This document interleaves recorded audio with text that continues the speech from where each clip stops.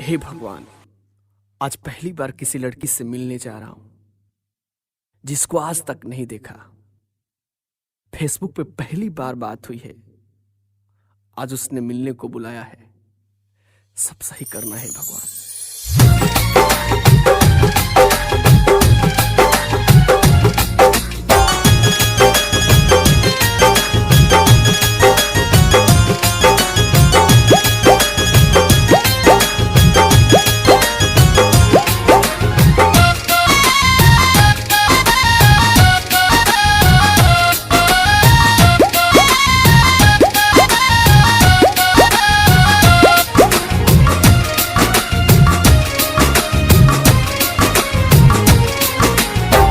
बड़ी फुर्सत से तोहके राम जी बनैले, चांद से चंदनिया लेके रूपवा सजैले।